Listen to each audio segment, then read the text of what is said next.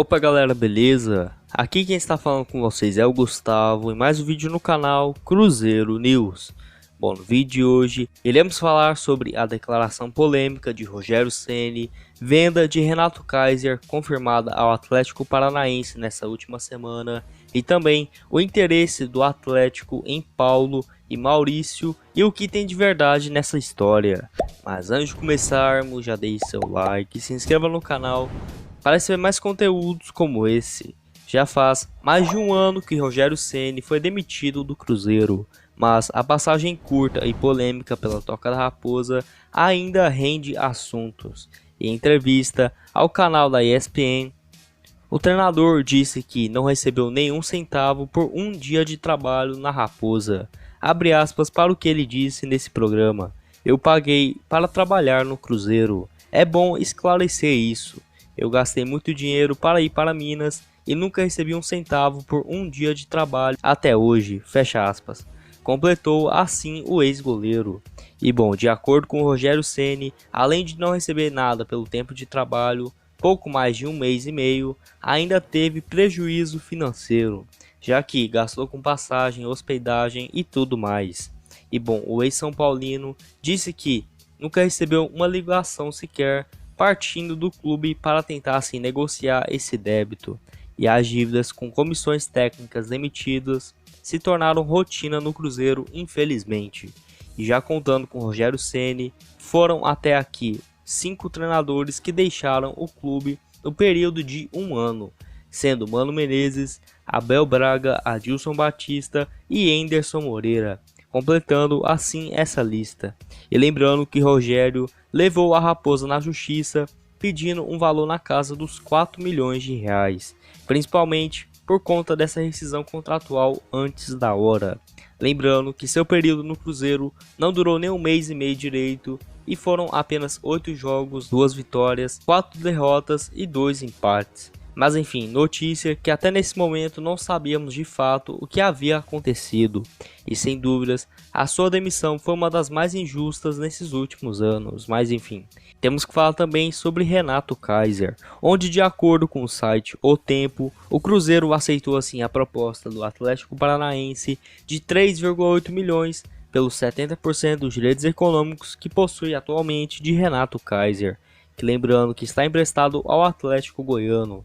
Porém, o clube goiano ainda tem esperanças em manter o atleta, apesar de ter perdido o prazo para efetuar a opção de compra. Inclusive, esse caso já foi para a CBF, onde nessa quinta-feira a Raposa ingressou com um pedido na Câmara Nacional de Resoluções de Disputas para que o clube goiano libere o atleta para que ele seja encaminhado ao clube paranaense e assim o negócio seja concretizado. Lembrando que o Atlético Paranaense pagará 5 milhões de reais pelos 90% dos direitos econômicos do jogador, onde o Vasco, que possui 20% desse montante, ficará com 1 milhão e 200 mil reais. E Kaiser deve assinar com o Furacão até o fim de 2023.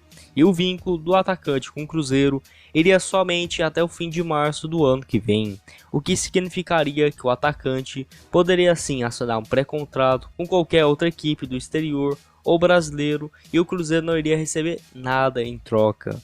E Renato Kaiser, que vive sem dúvidas a melhor fase de sua carreira até aqui. Em 15 partidas nesse ano de 2020, ele já marcou 10 gols e contribuiu com 3 assistências. E realmente eu considero esse valor um pouco baixo pela atual fase que ele vive, mas por conta desse fim de contrato, que inclusive foi uma péssima decisão da diretoria não ter renovado antes, até que saiu um valor justo para nós, que sem dúvidas já pode pagar sim algumas dívidas. E lembrando que sirva de lição para as próximas vezes que o Cruzeiro emprestar jogadores, principalmente os que foram mais jovens, já que tem grande chance de valorizar fora daqui. E sem dúvidas nesse negócio o Cruzeiro perdeu muito dinheiro, já que caso ele fosse nosso, sem dúvidas no ano que vem daria para vendê-lo por 12 ou até mesmo 10 milhões de reais facilmente. Mas enfim. E vocês gostaram do Cruzeiro ter feito essa negociação ou acham que deveria tentar e arriscar assim, perdê-lo de graça de fim de contrato para tentar essa renovação? Deixe aqui nos comentários. E por fim, temos que falar sobre o interesse do rival em dois atletas do Cruzeiro, onde na noite dessa quarta foi muito especulado nas redes sociais entre os torcedores do Cruzeiro, principalmente no Twitter e no Instagram, de que o meia Maurício estaria sim se transferindo para o rival. Notícia que eu fiquei até um pouco surpreso quando vi, mas não levei muito a sério. E até mesmo a rádio Itatiaia se pronunciou sobre esse caso, afirmando que essa notícia realmente era falsa e não tem negociações pelo meia atualmente, e não somente do rival Atlético, mas de qualquer outro clube. E o foco do jogador de apenas 19 anos é totalmente o Cruzeiro. Mas enfim, Maurício, que é sem dúvidas aquele jogador mais visado do clube por times nacionais e de fora, assim como é no caso do zagueiro Kaká, que sem dúvidas estão bastante valorizados nesse momento. Isso porque ele vem sendo titular nessa temporada na grande maioria dos jogos, mesmo em alguns que não tem entrado muito bem.